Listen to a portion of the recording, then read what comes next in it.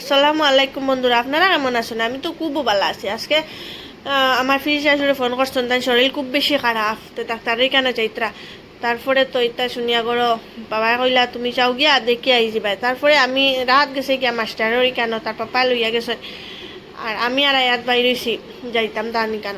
তো আমরা তো বাড়াইছি, তো আমরা লগে তো রহমত ইগুণ আছে, রহমতর ফুটা ইগুণ। তারপরে তো মেঘে বিজি বিজি বিজি বিজি আমরা আয়াত আর আমি দুজন গেলাম তারারি কেন। ও মাই গিয়া বেমারি বাড়ি তার ভিডিও কিছু করা যায়নি, কিছু তো আর করলাম না, তারা দেখিয়াও কে গপ করিয়া আর আই গেছি।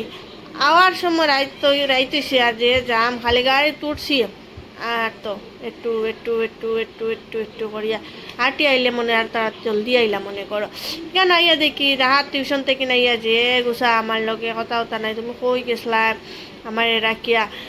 তো আমি কইয়া না বাবা ডাক্তারই কেন গেছিলাম না, তাইনটা মানাত নাই। পরে বুঝছেন, বহুত সময় পরে বুঝার পরে ও এখন আয়ার তোর লগে খেলরা কালকে দেখাই বন্ধুরা।